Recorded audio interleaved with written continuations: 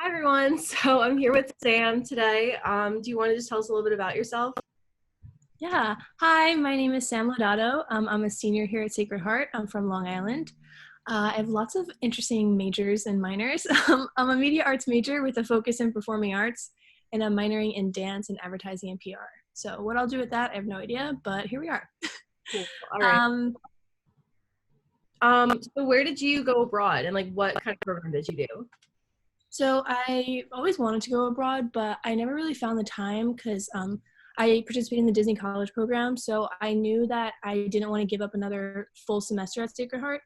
But something that I didn't really know was a thing before I came here was a bunch of different study abroad opportunities that only last a couple weeks. So that was something that I was super interested in. Obviously, at Sacred Heart, Dingle's huge.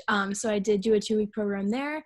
But something that I got selected to participate in was the World Dance Movement in Bari, Italy. So that was after my freshman year, so summer of 2018, 19. I don't know, it seems like forever ago. Yeah. But so basically, there was members of the Sacred Heart University Dance Company.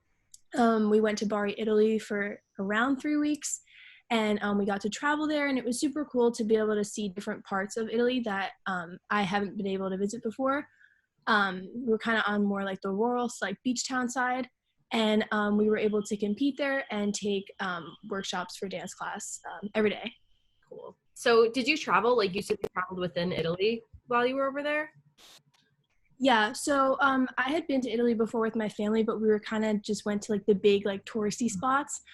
So while we were in Bari, we were able to travel to Castellana Grade. Obviously, I can't speak Italian, but different places. There was a lot of caves there, which was super awesome. And I felt like we stayed at like a hotel in Bari, but the coolest part about it was we didn't have that much time to travel around to different places, but within the tiny little hotel we were staying at was people from all over the world who were coming to participate in the world dance movement. So, the girls across from us in the hotel were from like Japan. And then there was a bunch of girls from Australia, guys and girls. So I feel like we kind of had our own like little like travel the globe like inside this one apartment building essentially. So that was super cool. And I think just being more on like the countryside, like it was similar to Dingle where you weren't in like a big city. So I feel like coming from someone that lives so close to Manhattan, it was really nice to kind of have like a relaxing break from that. Yeah, definitely. So was it like an all girls program or were there people from like all over the world? Like was it just college students? Yeah, so I keep saying girls, but there was boys and girls. Boys dance too.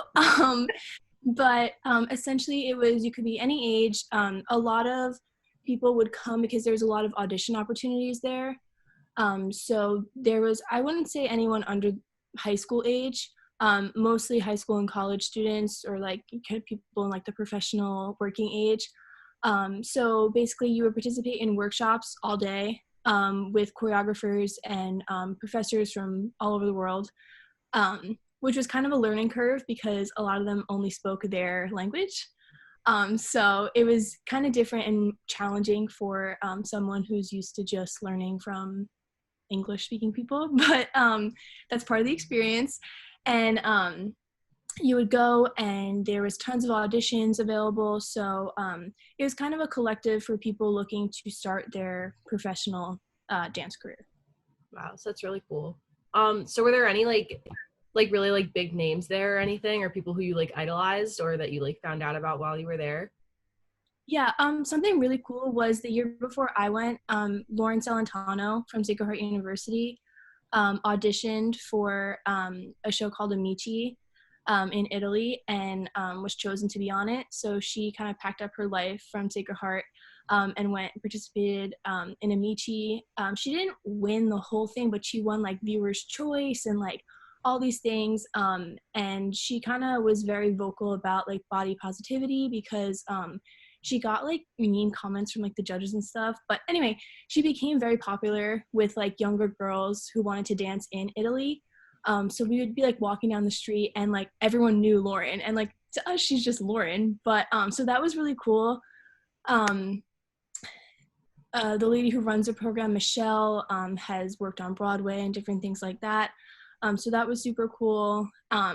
Also, Amici is like their version of like kind of like America's Got Talent.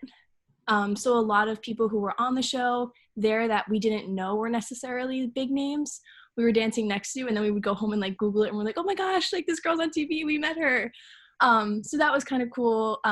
Obviously, anywhere you travel, it's a little bit of culture shock at first, but I feel like they were excited to meet us, and we were excited to meet them. So that was really exciting.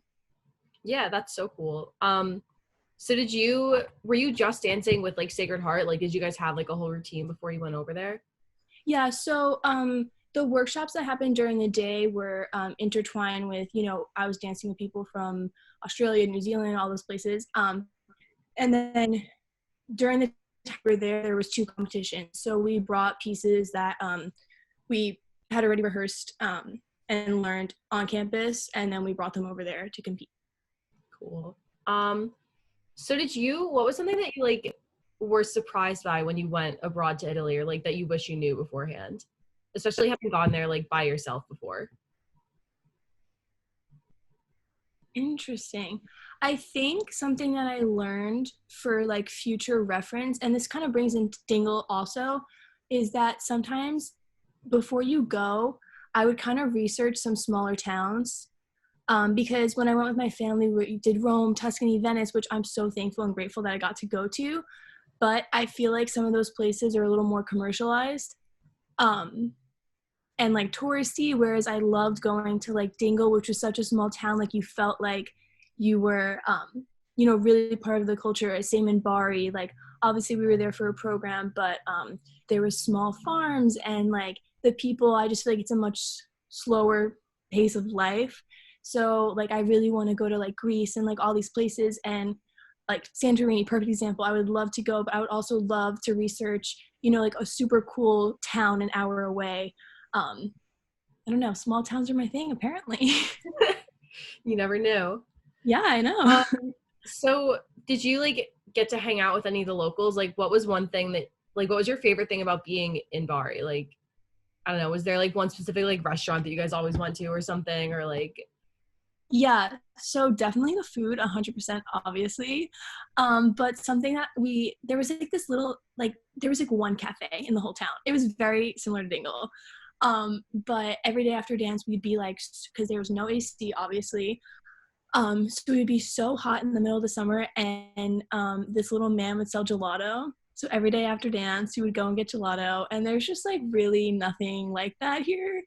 But something I did learn, you could tell if there's a good gelato place because the banana will be a little like the banana flavored gelato will be a little bit brown. That's how you know it's made with real bananas. So that's a tip for you guys to know if it's a good gelato place. interesting. Okay, I'll keep it in mind if I ever go to Italy. Yeah, for sure, for sure. All right. Well, that's pretty much it. So we can wrap it up. But do you like have anything else you want to say, or like one tip for like someone who is thinking about going to Bari or like Italy in general?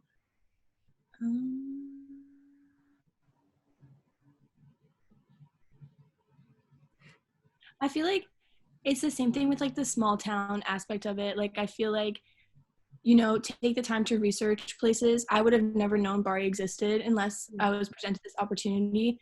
So I would definitely like, I feel like it sounds so silly, but like TikTok, like even I look up for like things to do in Connecticut. No, yeah. Because TikTok, like it's such people a and it's so crazy, but like people make these little videos, and it's like, this place, like I found a winery with my friends the other day to go to. So I feel like researching, you can use a little more reliable source than TikTok, but just researching different things to do, kind of off the beaten path, because I feel like that's so much more fun than the same things everybody else does. Yeah, definitely. All right. Well, thank you so much again. No worries. Huh? No worries. All right. Thank you. Bye. See you later.